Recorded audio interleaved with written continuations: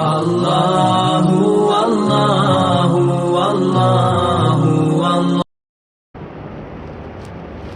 الحمد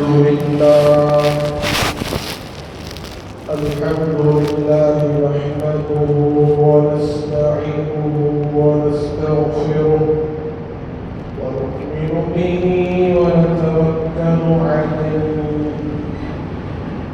ونعوذ بالله من شرور أنفسنا ومن سيئات أعمالنا ونعوذ بالله من شرور أنفسنا ومن سيئات أعمالنا من يهد الله فلا مضل له ومن يضلله فلا هادي له ونشهد أن لا إله إلا الله وحده لا شريك له ونشهد أن سيدنا وسندنا ومولانا محمدا عبده ورسوله أرسله بالحق بشيرا ونذيرا وداعيا إلى الله بإذنه وسراجا منيرا أما بعد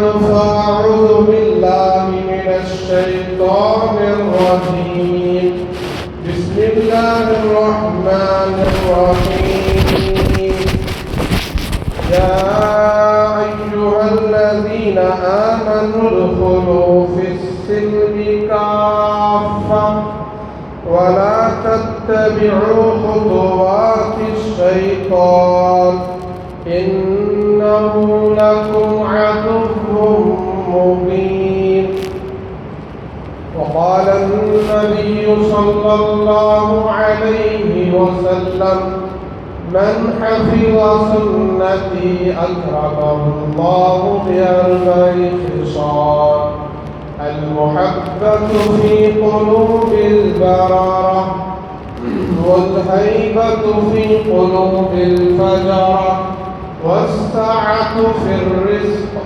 والثقة في الدين أو كما قال رسول الله صلى الله عليه وسلم رب اشرح لي صدري ويسر لي أمري واحلل عقدة من لساني يفقهوا قولي سبحانك لا علم لنا إلا ما علمتنا إنك أنت العليم الحكيم رب زدني علما رب زدني علما رب زدني علما اللهم صل على سيدنا مولانا محمد في أفضل كلامنا اللهم بارك على سيدنا ومولانا محمد في أوسط كلامنا اللهم صل على سيدنا مولانا محمد في آخر كلامنا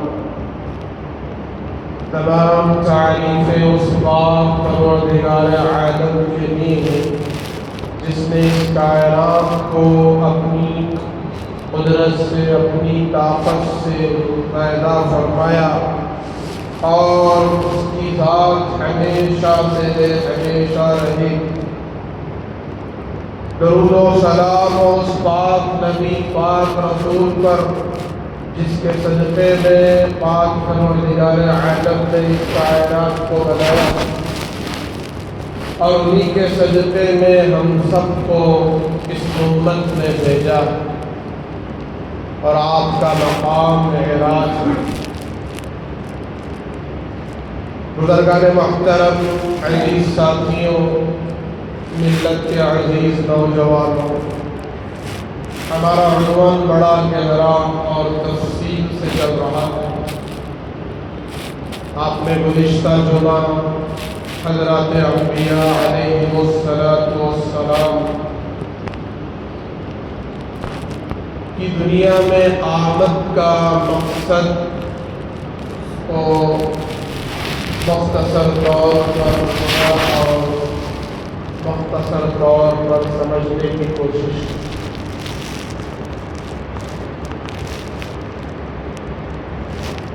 ایمان کی جو تفصیل ہے اس میں پیغمبروں کی ذات پر ایمان لانے کا کیا مطلب ہے، اس عنوان پر ہمارا بیان چل رہا ہے۔ حضرت نوح علیہ السلام، آپ نے ان کی سیرت کو گزشتہ جمعہ سنا۔ بڑے جلیل القدر نبی پیغمبر اور العزم پیغمبر گزرے ہیں، جن کو اللہ نے عمر بہت لمبی عطا فرمائی اور ان کی تبلیغ کی مدت بھی بہت زیادہ تھی۔ شاید ہی کسی نبی کو اتنی مدت ملی ہو جو مدت حضرت سیدنا نوح علیہ السلام کو اللہ نے عطا فرمایا کہ 950 سال کے مبلغ تھے۔ ان کی تبلیغ کا زمانہ 950 سال تھے، لیکن آپ نے یہ بھی سنا کہ 950 سال کے عرصے میں ایمان لانے والوں کی تعداد انگلیوں پر گنے جانے والی، ہزاروں لاکھوں کی تعداد میں سے انگلیوں پر گنے جانے والی تعداد ایمان لانے والوں کی ہے، جس کو ہم بارہا سنتے ہیں، کہتے ہیں 80 یا 82۔ جب یہ کشتی میں سوار ہو گئے، آپ بارہا سنتے ہیں کہ کشتی جب چلنے لگی اللہ کے پاک نام سے، بسم اللہ مجریہا و مرساہا ان ربی لغفور رحیم، یہ کشتی میں سوار ہونے کے بعد پڑھنے کی دعا ہے۔ اس دعا کے بعد جب کشتی چل رہی تھی تو دوران سفر وہاں بھی شیطان آ گیا، اس کشتی میں شیطان آ گیا۔ لوگوں کو تو سمجھ میں نہیں آیا کہ وہ شیطان ہے ان مومنین کو، لیکن حضرت نوح علیہ السلام چونکہ پیغمبر ہیں، نبی ہیں، رسول ہیں، ان کو ان کی فراست کی وجہ سے معلوم ہوا کہ یہ شیطان ہے۔ حضرت نوح علیہ السلام نے شیطان کو ہلاک کرنے کا ارادہ فرمایا، ختم کرنے کا ارادہ فرمایا، تو شیطان نے کہا کہ آپ مجھے ہلاک نہ کریں، آپ مجھے ختم نہ کریں، میں آپ کو 5 رازیں بتاؤں گا۔ کتنی رازیں؟ 5 رازیں۔ اچھا، ایک روایت میں ہے 3 ایسے راز بتاؤں گا 5 میں سے جو آپ آگے تک پہنچا سکتے ہیں، جن کے ذریعے سے میں امت کو بہکاتا ہوں، گمراہ کرتا ہوں۔ حضرت نوح علیہ السلام نے اس سے فرمایا کہ اچھا ٹھیک ہے بتا۔ تو حضرت سیدنا جبریل علیہ السلام آسمانوں سے زمین پر تشریف لائے اور آ کر حضرت نوح علیہ السلام سے فرمایا اللہ تعالیٰ نے یہ وحی بھیجی ہے کہ آپ اس سے وہ 3 باتیں نہ پوچھیں، بلکہ وہ 2 باتیں پوچھ لے جن باتوں کو یہ چھپا رہا ہے۔ 5 باتوں میں 3 باتوں کی ضرورت نہیں ہے، 5 باتوں میں 2 باتیں جن کو یہ چھپانا چاہتا ہے، بتانا نہیں چاہتا، اس کو آپ پوچھ۔ چنانچہ حضرت نوح علیہ السلام نے فرمایا کہ مجھے وہ 3 باتیں نہ بتا 5 میں سے، بلکہ 2 باتیں بتا جن کو تو بتانا نہیں چاہتا۔ تو حضرت نوح علیہ السلام کے کہنے پر شیطان نے کہا میرا دل تو نہیں چاہتا کہ یہ بتا دوں آپ کو، لیکن پھر بھی بتا دیتا ہوں۔ کہا کہ 2 چیزیں جس کے ذریعے سے میں انسانوں کو تباہ و برباد کر دیتا ہوں، ہلاک کر دیتا ہوں، گمراہ کر دیتا ہوں، راستے سے ہٹا دیتا ہوں۔ تاکہ اس میں سے پہلی چیز حسد، حسد، حسد، کسی کے منصب کو، کسی کے عہدے کو، کسی کے مرتبے کو، کسی کے مال کو، کسی کے مالدار ہونے کو دیکھ کر جلنا، نفرت کرنا، دل میں کینہ کپٹ پیدا کرنا اور اس سے غصہ ہونا، یہ حسد کی بیماری ہے۔ یہ وہ بیماری ہے جس سے انسان ہلاک ہو جاتا ہے، شیطان اس میں مبتلا کر دیتا ہے۔ جتنے بھی ہلاک ہوں گے قیامت کی صبح تک، شیطان کا کہنا ہے ان دو چیزوں کے ذریعے سے ہلاک ہوں گے۔ ایک حسد کی وجہ سے، جیسے کسی کو ہم نے دیکھا بہت مالدار آدمی، بہت بڑا عہدیدار ہے، بہت بڑے مقام و مرتبے والا ہے، منصب والا ہے، اس کی عزت ہے اور اس کی شہرت ہے، اس پر ہم جل رہے ہیں، اس سے ہم نفرت کر رہے ہیں، حسد کر رہے ہیں۔ میرے بزرگوں، یہ اللہ کی تقسیم ہے۔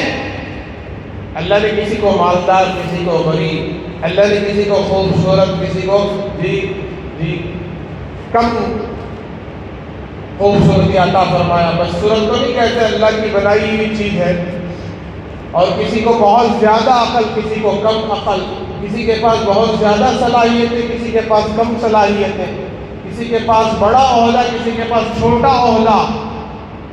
تو یہ ایک دوسرے کو دیکھ کر جو جلنے کی جو صفت ہے، اس کو حسد کہتے ہیں، اور یہ حسد ہمیں ایک دن لے ڈوبے گا۔ اللہ کے نبی حضرت محمد رسول اللہ صلی اللہ علیہ وسلم فرماتے ہیں کہ ایاک والحسد، ایاک والحسد، حسد سے بچتے رہو، حسد سے بچتے رہو۔ ان الحسد یأکل الحسنات کما یأکل الحطب النار، اور کما قال علیہ الصلوۃ والسلام کہ حسد سے بچتے رہو، حسد نیکیوں کو کھا جاتا ہے، حسد نیکیوں کو کھا جاتا ہے، جیسا کہ آگ لکڑی کو کھا جاتی ہے۔ لکڑی آگ میں ڈالے تو کیا ہوتی ہے؟ لکڑی میں جل جاتی ہے۔ ایسے نیکیاں ہمارے حسد کی وجہ سے ضائع ہو جاتے ہیں۔ اور حدیث کی تشریح میں آتا ہے، حاسد، حسد کرنے والا دنیا میں بھی جلتا ہے، آخرت میں بھی جلتا ہے۔ دنیا میں کیسے جلتا ہے؟ کہ دنیا میں اس کے مقام و مرتبے، عہدے، شہرت کو دیکھ کر جلتا ہے۔ یہ بھی ایک جلنا ہے، اندر اسے بے چینی ہوتی ہے اور اسے سکون نہیں ملتا۔ اور حسد کی ایک علامت یہ ہے کہ حسد کرنے والا جس کو اس مقام و مرتبے میں دیکھتا ہے تو وہ چاہتا ہے کہ اس کا مرتبہ زائل ہو جائے، ختم ہو جائے، اس کا مال ختم ہو جائے اور وہ ذلیل ہو جائے، اس کا عہدہ چھن جائے۔ یہ حسد کی علامت ہے۔ حاسد اس کو چاہتا ہے، جس کی وجہ سے اس کی نیکیاں ختم ہو جاتی ہیں۔ اور آخرت میں جلنے کا مطلب جہنم میں بھی جلے گا، دوزخ کی آگ میں بھی جلے گا۔ حسد کی بیماری یہ بڑا گناہ، یہ حرام ہے۔ پھر دوسری چیز، حضرت نوح علیہ السلام نے پوچھا بتا دوسری چیز کیا ہے؟ تو شیطان نے کہا دوسری چیز حرص ہے۔ کیا ہے؟ حرص و لالچ۔ اللہ اکبر کبیرہ۔ آج ہمارے اندر جتنی حرص ہے، اتنی لالچ ہے، حرص کے معنی مزید اور چاہیے، اور چاہیے۔ جو اللہ نے عطا فرمایا ہے اس پر راضی نہیں ہے۔ اللہ کے نبی سے ایک صحابی نے پوچھا، یا رسول اللہ کوئی ایسا عمل بتا دیجئے کہ میں دنیا میں سب سے بڑا مالدار بن جاؤں، سب سے بڑا غنی بن جاؤں۔ جناب محمد رسول اللہ صلی اللہ علیہ وسلم نے ارشاد فرمایا کہ سب سے بڑے غنی بننے کے لیے، سب سے بڑے مالدار بننے کے لیے اللہ کی دی ہوئی روزی پر راضی ہو جاؤ۔ وارض بما قسم اللہ لک تکن اغنى الناس. آپ نے فرمایا کہ راضی ہو جاؤ اللہ کی روزی پر، اللہ کی تقسیم پر. تکن اغنى الناس، تم لوگوں میں سب سے بڑے مالدار بن جاؤ. قناعت والی صفت کہ جس حالت میں اللہ نے مجھے رکھا ہے اس کا بہت شکر ہے. ہمیشہ آدمی دنیا کے معاملے میں اپنے سے کم تر لوگوں کو دیکھے، جو اپنے سے لو لیول کے لوگ ہیں، کم لیول کے لوگ ہیں، جو اپنے سے زیادہ غریب ہیں، ہمیشہ اس سے شکر گزاری پیدا ہوتی ہے. آدمی اپنے سے کم خوبصورتی والے کو، اپنے سے کم عقل والے کو دیکھے، اپنے سے کم مالدار کو دیکھیں، اپنے سے جو کم غریب ہے اس کو دیکھیں، جس کے پاس ٹھیک سے ساز و سامان نہیں ہے اور چیزیں نہیں ہیں، میرے پاس تو اتنا ہے. لیکن آج الٹا ہو گیا، آدمی ہمیشہ اپنے سے اونچے مقام والے کو، مرتبے والے کو، زیادہ چیزیں والوں کو، زیادہ اسباب والوں کو دیکھتا ہے. جس کے پاس بہت زیادہ پراپرٹی ہے، مال ہے، دولت ہے، اسباب ہیں، جس کے پاس کار ہے، بنگلہ ہے، موٹی مثالیں ہیں، جس کے پاس سواریاں ہیں، دولت ہے، اس کو دیکھ کر رائے ٹپکاتا ہے. حالانکہ اللہ کے نبی علیہ السلام فرما رہے ہیں کہ اپنے سے کم تر لوگوں کو دیکھو اور جو اللہ نے آپ کو دیا ہے اس پر راضی ہو جاؤ، تم مالدار بن جاؤ. حضرت جنید بغدادی رحمۃ اللہ علیہ کے پاس ایک مالدار آدمی آیا جس کے ہاتھ میں 500 دینار یا 500 درہم کی تھیلی تھی، اور وہ 500 درہم یا دینار اس نے حضرت جنید بغدادی رحمۃ اللہ علیہ کے خدمت میں پیش کیا. کہا کہ حضرت یہ آپ کے لیے ہدیہ ہے. کیا ہے؟ آپ کے لیے ہدیہ ہے. اولیاء ایسے ہی نہیں بنتے، اللہ کے ولی دوست دے کر کہنے لگا آپ کے لیے ہدیہ ہے. تو حضرت جنید بغدادی رحمۃ اللہ علیہ نے فرمایا کہ بھائی میرا ایک سوال ہے تم سے، ذرا بتاؤ کہ تم مالدار آدمی لگتے ہو، مال والے لگتے ہو، تبھی تو مجھے تم 500 درہم دے رہے ہو، 500 دینار دے رہے ہو، ہزاروں روپے کی بات ہے. کیا تم یہ چاہتے ہو، پسند کرتے ہو کہ تمہارے مال میں اور زیادہ اضافہ ہو جائے اور زیادہ بڑھوتری ہو جائے؟ تو حضرت سے کہنے لگا ہاں حضرت جھوٹ تو نہیں کہہ سکتا، میں اور زیادہ مالدار بننا چاہتا ہوں. جتنا مال میرے پاس ہے اس مال میں اور اضافہ ہو جائے. 10 لاکھ سے 20 لاکھ، 20 لاکھ سے 50 لاکھ، 50 سے 1 کروڑ، 1 کروڑ سے 10 کروڑ. یہ ہماری خواہشات ہیں، یہ ہماری حرص ہے. یہ ایک جگہ سے 2 جگہ، 2 جگہ سے 4 جگہ، میری یہ پراپرٹی، میرے بنگلے، یہ مکانات، یہ میں کہہ سکوں شان سے میری 4 بلڈنگیں ہیں، میری 4 سائٹیں ہیں، میری 4 کاریں ہیں، جی بینک بیلنس 50 کروڑ ہے. حضرت خواہش تو ہے. تو حضرت جنید بغدادی رحمۃ اللہ علیہ نے فرمایا تو پھر تم تو مجھ سے زیادہ غریب ہو، تم تو مجھ سے زیادہ محتاج ہو، تو پھر یہ دینار درہم کی ضرورت نہیں ہے، لے جاؤ. 500 دینار درہم کی ضرورت نہیں ہے. دیکھو مجھے جو اللہ نے دیا ہے میں اس پر راضی ہوں، مزید کی ضرورت نہیں ہے اور زیادہ کی خواہش. اسے کہتے ہیں قناعت، جس حالت میں اللہ نے رکھا ہے. آج غزہ والوں کی حالت دیکھیں، فلسطین والوں کی حالت دیکھیں. جب ہم ان کو دیکھتے ہیں تو ہمارے اوپر اللہ کا جی کروڑوں احسان ہیں. امن کے ساتھ ہیں، امان کے ساتھ ہیں، سکون و سلامتی کے ساتھ ہیں، کھا رہے ہیں، پی رہے ہیں، ہمارے پاس کچھ مال ہے، اسباب ہیں، مکانات ہیں، سر چھپانے کے لیے اللہ نے سایہ دیا ہے، لیکن ان کے پاس کچھ بھی نہیں. لیکن پھر بھی وہ اللہ کو نہیں بھول رہے، اللہ کی عبادت نہیں چھوڑ رہے، ان کی نمازیں نہیں فوت ہو رہی ہیں، وہ نمازوں کے برابر پابند ہیں. کوئی نماز ان کی قضا نہیں ہو رہی ہے، ہر حال میں وہ اللہ سے راضی ہیں، اللہ کا شکر ادا کر رہے ہیں، اس حالت میں بھی صبر کر رہے ہیں۔ لیکن آج ہمیں کیا ہو گیا؟ اتنی ساری نعمتوں کے باوجود ہم دیندار نہیں ہیں، نمازی نہیں ہیں، متقی پرہیزگار نہیں ہیں، اللہ کے شاکر نہیں ہیں، ہماری زبانوں پر ناشکری ہے، ہمارے الفاظ ناشکری والے ہیں۔ تو میرے بزرگوں نے عرض کر رہا تھا، یہ دو چیزیں قیامت کی صبح تک انسانوں کو ہلاک کرنے والی چیزیں ہیں، جو شیطان نے راز کھول دیا، اور وہ راز میں نے آپ کے سامنے کھولا۔ شاید آپ میں سے کوئی جانتے تھے یا نہیں جانتے تھے، بہرحال تو مجھے اور آپ کو ان دو صفات سے بچنا ہے، حسد سے اپنے آپ کو بچانا ہے ہمیشہ۔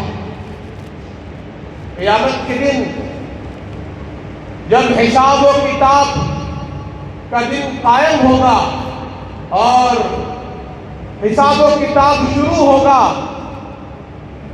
تو سب سے آسان حساب اس آدمی کا ہوگا جو دنیا میں کم مال والا تھا، بہت تھوڑا مال والا تھا، اور اس پر وہ قناعت کیا ہوا تھا، دین پر عمل کیا ہوا تھا، اس کا ہلکا پھلکا حساب ہوگا اور اس کو جنت میں بھیج دیا جائے گا۔ اور جو بہت بڑا مالدار ہوگا اس کو بہت زیادہ حساب دینا ہوگا۔ وہ حساب دیتے دیتے دیتے پتہ نہیں اس میں کتنے 100 سال گزر جائے گا، جنت میں جانا مشکل ہو جائے گا۔ اگر مال صحیح جگہ سے کمایا ہے، صحیح راستے سے کمایا ہے، تو پھر حساب دوسرا ہوگا کہ مال کو کہاں خرچ کیا۔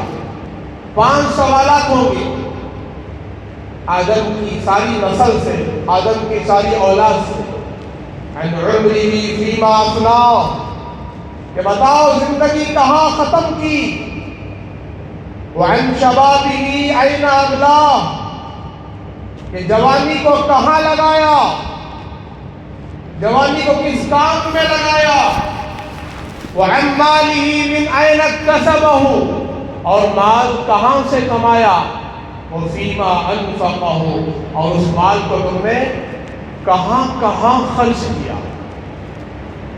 وماذا عمل فیما علم، اور جو کچھ تمہارے پاس علم تھا، دین کا، شریعت کا، نالج تھا، اس پر کتنا عمل کیا۔ یہ سوال ہوگا۔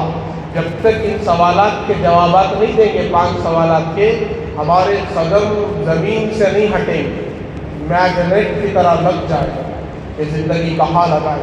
آج ہماری زندگی دیکھیں کہاں لگ رہی ہے۔ ہم میں سے اکثروں کی زندگی چوراہوں پر، سڑکوں پر، بازاروں میں، دکانوں میں، اپنی ضروریات میں، اپنی حاجتوں میں، اپنی خواہشات میں لگ رہی ہے پورا وقت۔ ضرورت کو ضرورت کی حد تک نہیں رکھا ہم نے، ضرورت کو ہم نے خواہش بنا لیا۔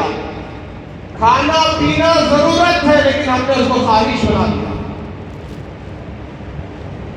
ضرورت کے لیے کھایا جاتا ہے، اب خواہش کے لیے کھانا ہو تو دسترخوان لمبا لگانا ہوگا، کئی قسم کی نعمتیں جمانا ہوگا۔ اب اس کے لیے نعمتیں لگانے کے لیے نعمتیں پہلے کمانا ہوگا۔ مالدار بننے کے شوق میں، مال کمانے کے شوق میں اب ہماری نمازیں قضا ہو رہی ہیں۔ فجر بھی گئی، ظہر بھی گئی، عصر بھی گئی، مغرب بھی گئی، عشاء بھی گئی، پورا ہفتہ نماز نہیں پڑھے، صرف جمعہ میں آ کر 2 رکعت نماز کمرے کی ٹھوک مار کے چلے گئے، سلام کر کے چلے گئے، اب پھر آئندہ جمعہ ہی ملیں گے۔ پورا ہفتہ بازار میں ایک دوسرے سے آگے بڑھنے کا شوق، ایک دوسرے سے حسد، حرص و لالچ۔ میرے بزرگوں، ہماری مقدر سے زیادہ خدا کی قسم ہمیں ملنے والا نہیں ہے، اور ہماری مقدر میں جو لکھا ہے وہ مل کر رہے گا، اس سے پہلے موت نہیں آئے گی۔ تو کسی کی موت آتی ہے، کوئی مرتا ہے، تو ایک فرشتہ کھڑے ہو کر اعلان کرتا ہے، اس اعلان کو ہمارے اندر سننے کی طاقت نہیں ہے۔ جب اس کے گھر والے رو رہے ہوتے ہیں، باپ مر گیا، ماں مر گئی، یہ بھائی مر گیا، رشتہ دار میں سے کسی کا انتقال ہو گیا، یہ شوہر کا انتقال ہو گیا، تو روتے ہیں گھر میں، تو فرشتہ اعلان کرتا ہے کہ اے آدم کی اولاد سنو، اے اس مرحوم کے رشتہ داروں سنو، میں نے پوری روئے زمین میں تلاش کیا، چھان مارا کہ کہیں اس کی مقدر کا کوئی دانہ کھانا باقی تو نہیں ہے، تو پورے روئے زمین میں تلاش کر دیا، اس کی مقدر کا ایک دانہ بھی باقی نہیں تھا۔ پھر میں نے پورے روئے زمین میں تلاش کیا کہ اس کی مقدر کا ایک پانی کا قطرہ، پانی کا گھونٹ باقی تو نہیں ہے، تو دیکھا تو ایک گھونٹ پانی بھی اس کی مقدر میں باقی نہیں، سب اس نے پی کر ختم کر دیا ہے۔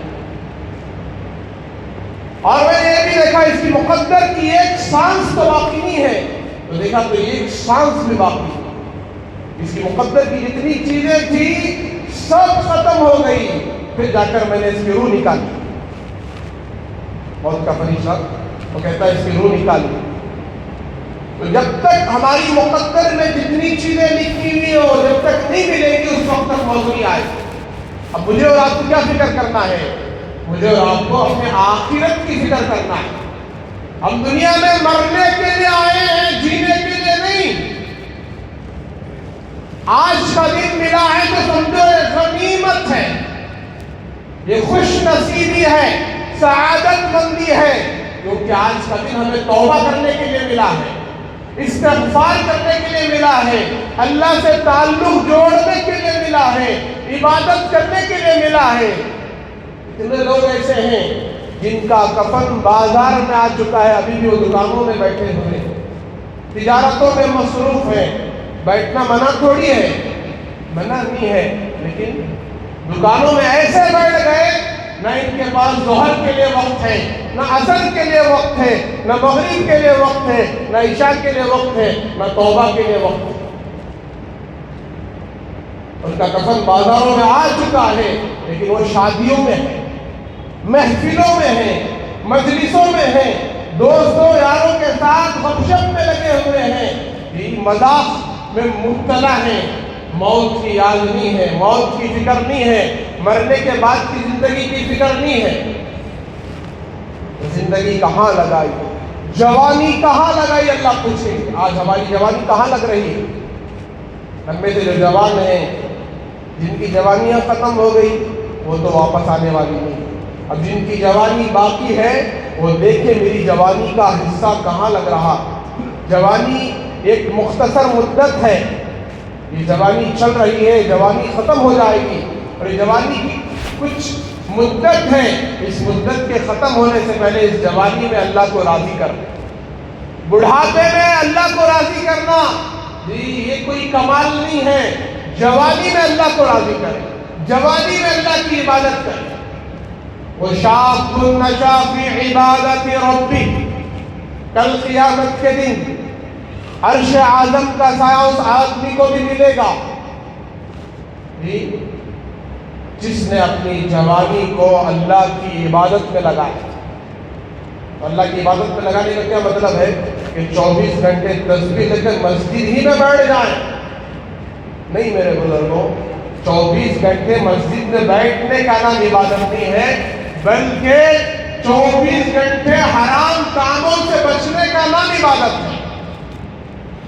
24 گھنٹے گناہوں سے بچنے کا نام عبادت ہے۔ 24 گھنٹے میں سے 5 وقت کی نماز پڑھنے کا نام عبادت ہے۔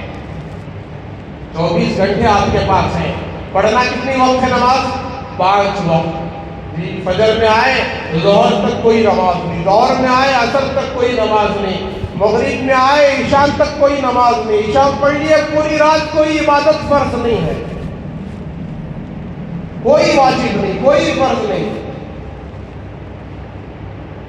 عبادت ہمارے معاملات، ہماری معاشرت، ہمارے اخلاق، ہمارا لین دین، ہماری تجارتیں حلال ہوں، ہماری کمائیاں حلال ہوں، ہمارے اخلاق پاک صاف ہوں، اپنی زبان سے کسی کو برا بھلا نہ کہیں، کسی پر تہمت نہ لگائیں، کسی پر بدگمانی نہ کریں، کسی کو گالی نہ دیں، کسی کی غیبت نہ کریں، کسی بھی مسلمان کو گالی نہ دیں۔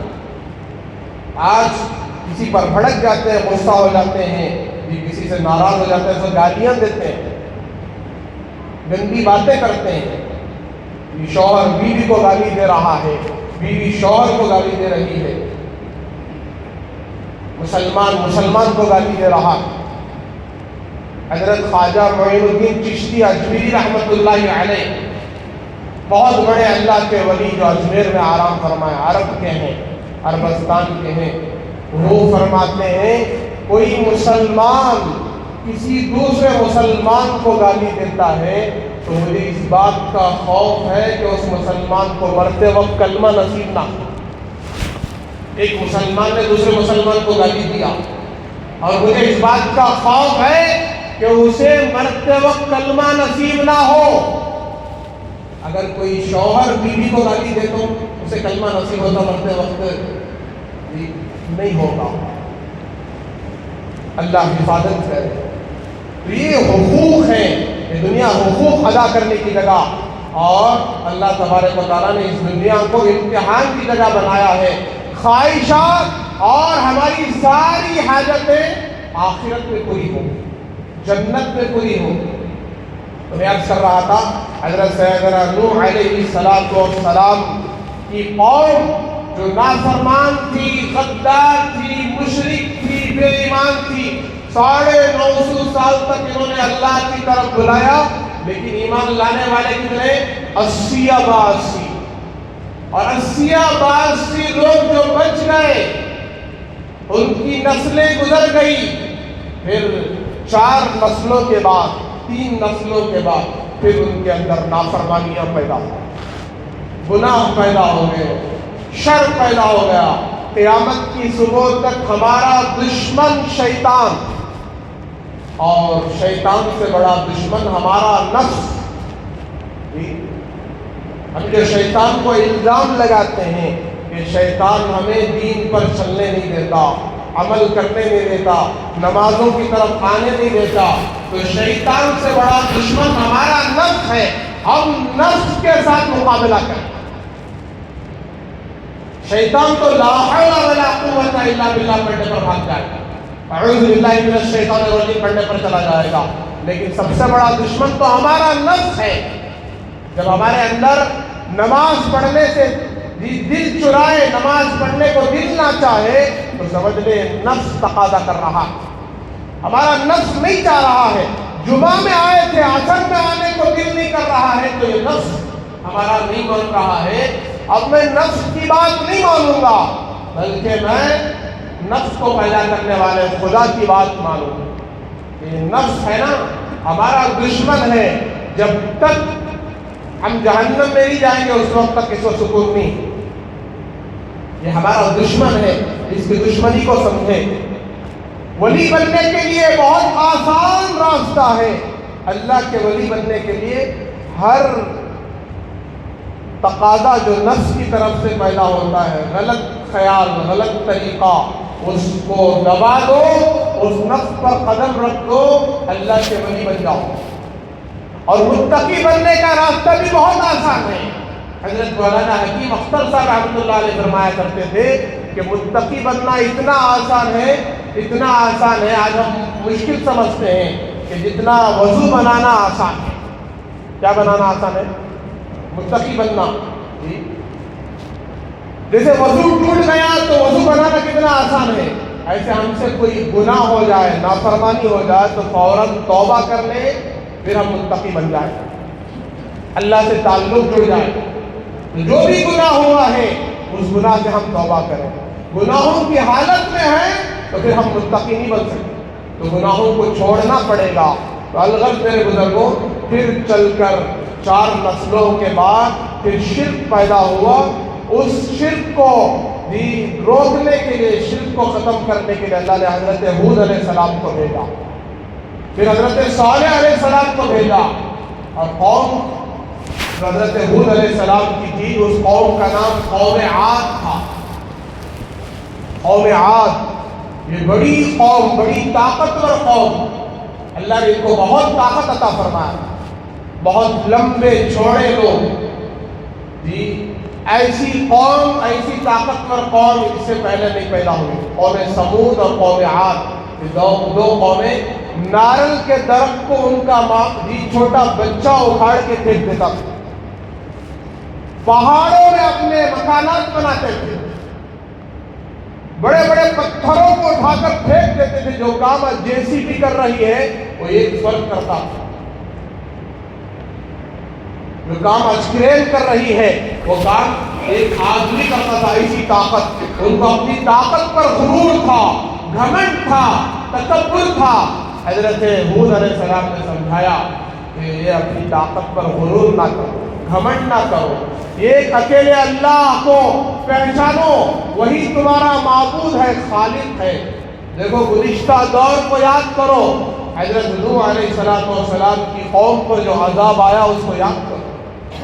6 مہینے تک عذاب آیا، 6 مہینے تک طوفان، ساری جی بستیاں ہلاک، سارے مشرک ختم، سب ختم۔ وہ کہتے تھے کہ جاؤ جاؤ، جن پر یہ عذاب آیا تھا ان کے خدا بڑے کمزور تھے، کہتے تھے بڑے کمزور تھے، اور ہمارے خدا بڑے مضبوط ہیں۔ اور قوم یہ خدا کو ماننے تیار نہیں تھی، سینکڑوں خداؤں کو ملا کر خدا مانتے تھے، اور کہتے تھے کہ پوری کائنات سینکڑوں خدا چلا رہے ہیں، سینکڑوں خدا سے چل رہی ہے، اور وہ خدا بڑے کمزور تھے اس لیے ہلاک ہو گئے، ہمارے خدا بڑے مضبوط ہیں، اور ہم بھی بڑے مضبوط ہیں۔ من اشد منا قوہ، کہ کون ہم سے زیادہ طاقتور ہے، لے آؤ۔ یہ تکبر تھا، غرور تھا۔ تو پھر قرآن کہتا ہے کہ ان پر اللہ کا عذاب آیا ہوا کے ذریعے سے، اللہ نے ہوا کو سرکش بنا دیا۔ سبع لیال ثمانیۃ ایام، کہ اللہ نے 7 راتیں 8 دن کا عذاب بھیجا، ہوا کا عذاب، کہ وہ ہوا آئی اور ان کو پٹک پٹک کر آسمانوں پہ لے گئی، اور ان کو پٹک کر ختم کر دیا، ہلاک کر دیا۔ کأنہ اعجاز نخل خاویہ، قرآن کہتا ہے کہ ان پر جب عذاب آیا تو آسمانوں پر ان کو ہوا لے گئی اور پٹک کر ان کو ختم کر دیا۔ وہ ایسے مرے پڑے ہوئے تھے جیسا کہ کھجور کے تنے اکھاڑ کر کسی نے پھینک دیا، بڑے بڑے درخت جیسے اکھاڑ کر کسی نے پھینک دیا، اتنے لمبے چوڑے لوگ مرے پڑے ہوئے تھے، اللہ سے چیلنج کرنے والے، مقابلہ کرنے والے۔ میرے بزرگوں، ان کے مقابلے میں تو ہم بڑے کمزور ہیں، بڑے نادان ہیں جی۔ ان کے پاس جو طاقت تھی، صلاحیت تھی، قوت تھی، ہمارے پاس نہیں ہے، لیکن پھر بھی ہمارے اندر اکڑ ہے، تکبر ہے، غرور ہے، گھمنڈ ہے۔ اللہ والوں نے فرمایا ہے سب سے بڑا متکبر غرور والا بے نمازی ہے۔ جو نماز سنا جائے اس کے اندر بہت بڑا گھمنڈ ہے، میری بات نہیں، اولیاء اللہ کی بات ہے، تفسیر کی بات ہے، تشریح کی بات ہے۔ وہ یہ بیان کر رہا ہے میرے سے بڑا کوئی خدا نہیں ہے، میرے سے بڑا کوئی شخصیت نہیں ہے جی، اس لیے مجھے ڈر بھی نہیں ہے، اثر کو جانے کی بھی ضرورت نہیں، مغرب کو جانے کی بھی ضرورت نہیں جی۔ اگر ڈر ہوتا، ہم یہ مانتے اللہ کی ذات بہت بڑی ذات ہے، وہی طاقت والی، قدرت والی، قوت والی ہے، اس کا ڈر ہمیں نماز پر لے جاتا، اس کے سامنے رکوع سجدہ کرنے پر مجبور کر دیتا، ہم جھک جاتے، اس کے سامنے سجدہ کر دیتے اور کہتے ہیں اللہ تیری ہی ذات بہت بڑی ذات ہے، اور میں مخلوق ہوں، تو نے مجھے پیدا کیا ہے، میں تیرا بندہ ہوں۔ ہم غلامی اختیار کر لیتے، لہٰذا میرے بزرگوں اپنی فکر کریں، اپنے اعمال کی فکر کریں، اپنے آخرت کی فکر کریں۔ ہم دنیا میں مرنے کے لیے آئے ہیں اور جینا ہے جی، تو دین کے لیے، شریعت کے لیے جئیں، اور اصل زندگی مرنے کے بعد ہے، آخرت کی زندگی اصل زندگی ہے، اس کی تیاری مجھے اور آپ کو کرنا ہے۔ اس کے لیے یہ مجلسیں ہیں، جمعہ کے بیانات ہیں، یہ تقریریں ہیں، اس کا خلاصہ یہی ہے کہ مومن مسلمان کبھی غافل نہیں ہوتا، غفلت میں نہیں پڑتا۔ فرمایا ذکر اللہ یہ انسان کی زندگی ہے، مومن کی زندگی ہے، موت غفلت عن اللہ ہے، کہ اللہ سے غافل ہو جانا موت ہے۔ دل کی دھڑکنیں رک جانا موت نہیں ہے، بلکہ اللہ سے غافل ہو جانا یہ موت ہے۔ لہذا ہمیں اپنے دنیا میں آنے کے مقصد کو پہچاننا ہے۔ انبیاء علیہ والسلام آ کر یہی دعوت دیتے تھے، اپنے پیدا کرنے والے خالق کو، مالک کو پہچانو، دنیا میں تم کیوں آئے ہو اس مقصد کو پہچانو، سمجھو اور اللہ کی عبادت کرو، ہر حال میں اس کی عبادت میں جمے رہو، حرام حلال کی تمیز کرو اور اپنے اندر اللہ کا خوف اور ڈر پیدا کرو اور مرنے کے بعد کی زندگی کی تیاری کرو۔ یہ آ کر انبیاء سمجھاتے تھے اور شرک سے روکتے تھے، ایک اللہ کی توحید کی طرف بلاتے تھے۔ لہذا قیامت کی صبح تک کی کامیابی کے لیے توحید ہے، رسالت ہے، آخرت ہے، یہ سارے عقائد ہیں، ہمیں درست کرنا ہے، اس پر جمنا ہے اور اپنی زندگی کو غنیمت سمجھنا ہے۔ معلوم نہیں کب زندگی ختم ہو جائے، قبر میں جا کر ہزاروں سال سونا ہے اور قیامت کے دن کا ایک دن 50,000 سال کے برابر ہے۔ اس کے لیے مجھے اور آپ کو تیاری کرنا ہے اور جمعہ کا دن یہ یاد دلاتا ہے، موت کی یاد دلاتا ہے۔ آج ہم غسل کر کے آئے ہیں، سرما لگا کے آئے ہیں، عطر لگا کے آئے ہیں ماشاءاللہ، اور اپنی طاقت سے مسجد میں آئے ہیں، اپنی قدرت سے آئے ہیں، کوئی ہمیں لے کر نہیں آیا، اور اپنی پسند کا جوڑا پہنے ہیں۔ بس بات ختم کر رہا ہوں کہ یہ جو اپنی پسند کا، اپنی طاقت اور استطاعت سے آج ہم مسجد میں آئے ہیں، جمعہ کا دن یاد دلاتے ایک وقت آئے گا کہ ہم اپنی طاقت سے مسجد میں نہیں آئیں گے، اپنی استطاعت سے کچھ لوگ لے کر آئیں گے، اپنی پسند کا جوڑا نہیں پہنیں گے، ایک جوڑا ہمارے جسم پر پہنا دیا جائے گا، اس کا نام کفن ہے، اور ہمیں لوگ دفن کر دیں گے، اور اپنی طاقت سے ہم اپنی سواری میں نہیں آ سکیں گے، ایک خاص جو ہے سواری میں آئیں گے، اور وہ ہوگی آخری سواری، اس دنیا کی آخری منزل کی طرف جانے کی طے کرے گی وہ سواری ہوگی۔ اس کو یاد کرنے کے لیے جمعہ آ رہا ہے، ہم تو جمعہ کو یوں ہی گزار دیتے ہیں۔ تو لہذا بزرگوں، ہمیں پانچوں وقت کی نماز کی فکر کرنا ہے اور اللہ سے تعلق جوڑنا ہے، توبہ استغفار کرنا ہے کہ ہماری زندگی، اب بچی کچی زندگی، اللہ کو راضی کر، اللہ کو خوش کر لیں اور اپنا تعلق اللہ سے جوڑیں اور آخرت کے بنانے میں لگ جائیں، اور دنیا کی جو ہے جو نعمتیں ہیں اس کو عارضی نعمتیں سمجھیں، ختم ہونے والی، چھوٹنے والی، اور آخرت کی زندگی ہمیشہ باقی رہنے والی زندگی ہے۔ اس کے لیے ہمیں جو نیک اعمال ہم کر سکتے ہیں وہ نیک اعمال ہمیں کر لینا ہے، اور اللہ کے راستے میں صدقہ خیرات کرنا ہے، اور اللہ کے گھر کے لیے دل کھول کر زیادہ سے زیادہ تعاون کرتے ہوئے جائیں۔ اللہ تبارک و تعالیٰ آپ کے دینے کو قبول فرمائے، آپ کی تجارت، کمائی، کاروبار میں برکت عطا فرمائے۔ جیسے ہم جمعہ کے لیے آئے ہیں، ایسے عصر کے لیے بھی ضرور آئے، مغرب عشاء کے لیے بھی آئے، فجر کے لیے بھی آئے۔ ایک 40 دن 5 وقت کی نماز پڑھ کر دیں۔ کتنے دن؟ 40 دن انشاءاللہ 5 وقت کی نماز۔ ہم 40 سال کے مسلمان ہیں نا، 40 سال کے مسلمان ہیں، تو 40 دن پڑھیں، 40 پر ایک دن نہیں، صرف 40 دن 5 وقت کی نماز کا اہتمام کریں۔ انشاءاللہ 41ویں دن سے آپ کی نماز کوئی خطا نہیں، نماز نہیں چھوٹے، 40 دن کی برکت ہے۔ تو لہذا ہمیں ان اعمال کی پابندی کرنا ہے اور اپنے آپ کو دین کا محتاج بنا کر دین کو سیکھنے میں لگانا، اللہ والوں کی صحبت میں، علماء کی صحبت میں بیٹھنا اور ان سے سیکھنا اور شریعت دین سیکھنا، پھر انشاءاللہ ہماری دنیا اور آخرت سنورے گی۔ اللہ تبارک و تعالی ہم سب کو ان تمام باتوں پر عمل کرنے کی توفیق عطا فرمائے، اخلاص و للہیت عطا فرمائے، استقامت عطا فرمائے۔ جاتے ہوئے پھر سے گزارش ہے، اللہ کے گھر کا دل کھول کر زیادہ سے زیادہ تعاون کرتے ہوئے جائیں، اللہ اس کا بدلہ آپ کو دنیا اور آخرت میں بہترین عطا فرمائے۔ وآخر دعوانا الحمدللہ رب العالمین۔ سنتیں پڑھیں۔